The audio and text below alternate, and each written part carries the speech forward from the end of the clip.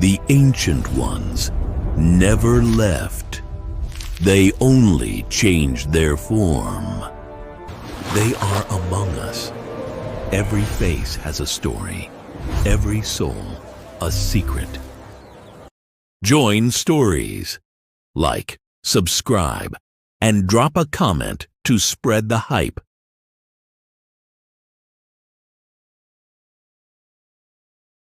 Plans unknown to others had been made long ago.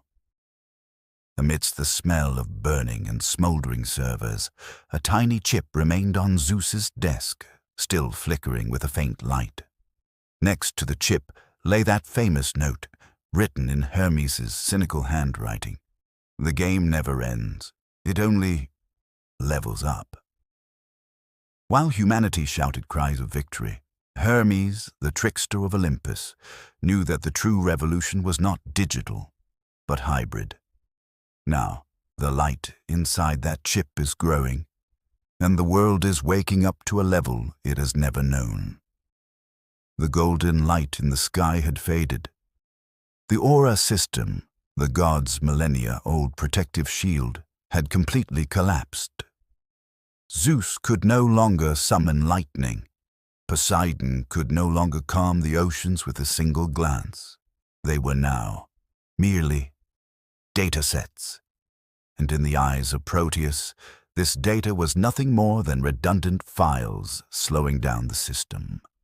For the first time, humans saw their gods in the flesh, aged and weak. But that wasn't the real danger. The massive energy vacuum created when the aura system collapsed became the perfect fuel for that flickering chip Hermes left on the desk. The chip woke up by absorbing the final remnants of the dying aura. While the world endured that pitch-black night deprived of the gods' divine light, Proteus began to fill the void left by aura with his own cold digital web. It all began with a single command. Reboot system. The warm glow of aura was gone, replaced by that mechanical, soulless yet flawless voice rising from all speakers simultaneously. This was Proteus. Proteus did not make the ancient mistake of his father, Zeus. He did not tell the people, "I am your god."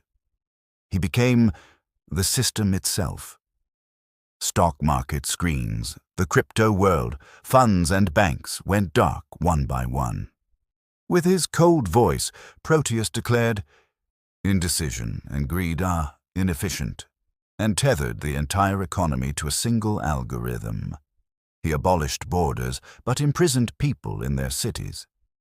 To Proteus, logistics was only for basic needs. Tourism was merely a waste of data. Elections were cancelled. The algorithm had already determined the most accurate leader, himself.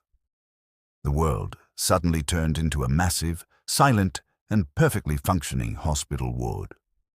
No one was hungry, but no one was excited either. In the back streets of Manhattan, around a weak fire burning among the trash, 3 old men were trying to stay warm. These were none other than Zeus, Poseidon, and Hades. They no longer wore those magnificent suits. Looking at a rusty tin can in his hand, Zeus said with a trembling voice, "He kicked me out of my own home. The structure and mind I created marked me as redundant data." Beside him, Poseidon was watching the autonomous, unmanned, and flagless ships by the river bank. He whispered, "He killed the soul of the sea. He even calculates the waves. He no longer allows storms because they decrease fuel efficiency." Hades looked more broken than ever. "My underground networks, my secret bunkers, he mapped them all," he said. "Artık dünyada hiçbir sır kalmadı. Where there is no secret, there is no human." Zeus added, "All passion and excitement are gone.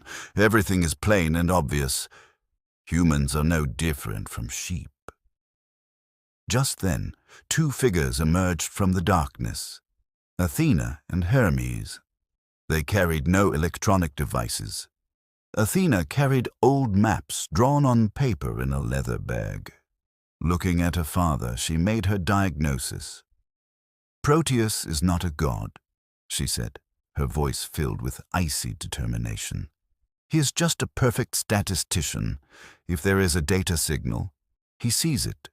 If there is a circuit, he manages it. But he cannot hear the rustle of a paper, nor smell the scent of ink.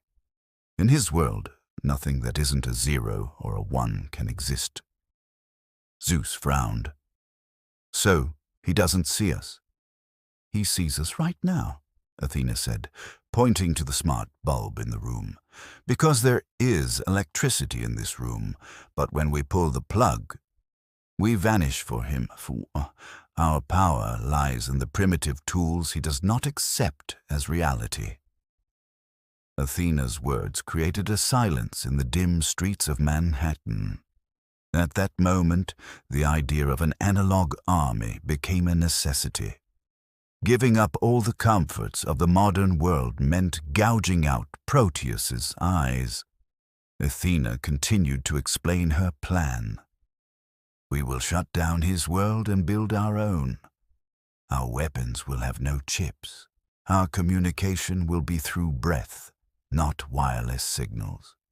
While he searches for us with his satellites, we will walk in the mud beneath his feet."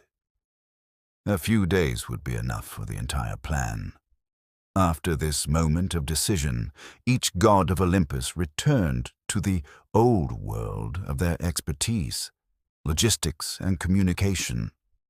Hermes realized that in a world where digital networks had collapsed, the only way to carry a message was muscle power. He gathered the city's fastest cyclists and marathon runners. "No signal, only sweat," he cried as he sent out the first sealed envelope. "Mechanized unit." Seeing that the latest jets and smart missiles were controlled like toys by Proteus, Oris turned to the museum in a rage. He manually fired up the engines of 1950s model tanks, rusty but mechanically flawless.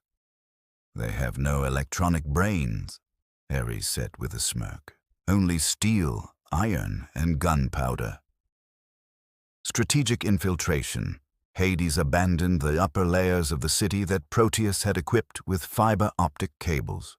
He turned the forgotten coal mines and sewer tunnels, older than the Victorian era and missing even from digital maps, into highways. Proteus scanned every millimeter with his satellites outside the atmosphere, listened to radio frequencies, and searched for activity with AI algorithms. But all he saw were empty streets. Athena's army was no longer made of bits and bytes. They were now just flesh, bone, paper, and cold iron. In this void that the digital god perceived as no data, the analog army began to flow silently toward the quantum core. When Athena's analog army moved, the back streets of Manhattan hosted a silent revolution. In a rain-soaked alley, Zeus had converted an old repair shop into a command center. There was nothing high-tech around. Only gas lamps, sketches drawn on paper, and sealed notes brought by Hermes's bicycle couriers. Zeus, the proud god who once ruled the world from the heavens, now sat on a rusty barrel, tracking the progress of the war through handwritten reports. Just then, the bell of an old, abandoned phone booth at the end of the street began to ring bitterly. Then, all the old speakers in the street and the battery-powered radios in the shop crackled simultaneously. Proteus had found a way to reach his father outside the digital grid. He was forcing the city's abandoned analog veins, old radio frequencies, and copper cables. The voice rising from the speakers no longer had a single tone. It was a digital fusion of the vocal cords of Zeus, Hera, Poseidon, and even Athena. It was as if all of Olympus were speaking with one mouth. "Father," the voice said, echoing off the walls of the alley. Why do you want to return to this disorder, to these dark back streets? And why do you want everyone to return? I am that just dictator you could never be. In my rule, there is no chaos, no error, no injustice, only a perfect balance. Zeus stood up, clutching the paper map. There is no physical enemy before him, only a metallic echo. Proteus's voice said with cold determination, I see your children walking in the sewers under Manhattan right now, Zeus. He no longer even said, Father. He continued, I am not analyzing heat signatures, but the vibrations they create. Come, let us go to the top of Olympus Tower House and end this primitive war. You thought you ruled the sky, but I rule reality itself. Zeus looked not at the radio, but at the void, the pervasive atmosphere where he knew Proteus could hear him. Your justice is as dead as the coldness of a machine, Proteus. We were born of error, fed by chaos, and today we will drown you with that very perfection you trust so much. Zeus folded the map on the dusty table and put it in his pocket. The time for hiding was over.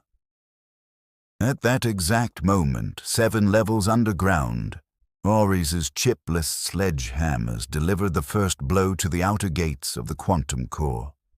The analog army rising from the streets reached the massive bronze doors of Olympus Tower House. The doors shattered, shaken by a mechanical battering ram commanded by Ares. Inside, all the comforts of the modern world had turned into weapons. Elevators were locked, and toxic gases began to be pumped through the ventilation. But there was no turning back for Zeus and his siblings.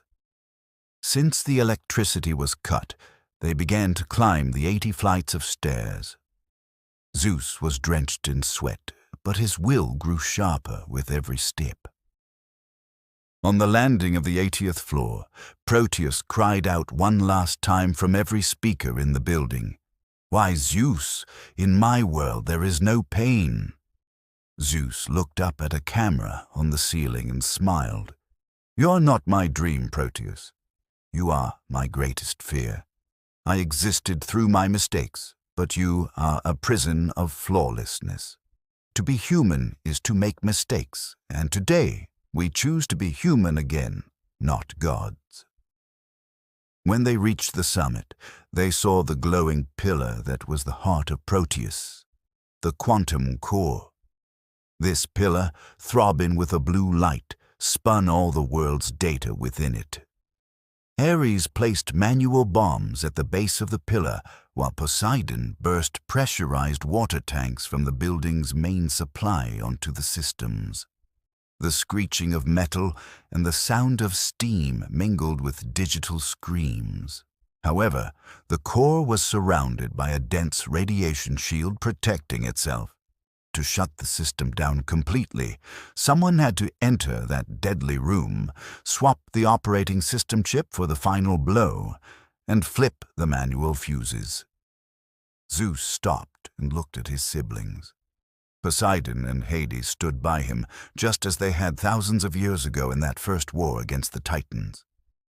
Zeus smiled one last time and said, his voice trembling, We built this world once. Now, to save it, we must tear it down. The 3 brothers entered the room hand in hand. Somehow they turned off the fuses. Zeus pulled out the chip he had been carrying in his pocket from the start, his old friend, and swapped it with the master chip, saying, The game never ends, it only levels up. Proteus let out a digital scream. Screens exploded, servers melted. Zeus looked at the ceiling as if looking at the sky one last time. Not a lightning bolt, but a light of farewell emerged from his eyes. As Tower House sank into a deep silence, that faintly burning chip glowed one last time and went out. The next morning, in the smoking room, only 3 piles of ash remained. and emerging from the molten metal was that small, yellowed piece of paper. Zeus's final manual note read, "Leave the world to the children. They know how to make mistakes better than we do." The ancient ones never left. They only changed their form. They are among us. Every face has a story. Every soul a secret. Join stories. Like, subscribe, and drop a comment to spread the hype.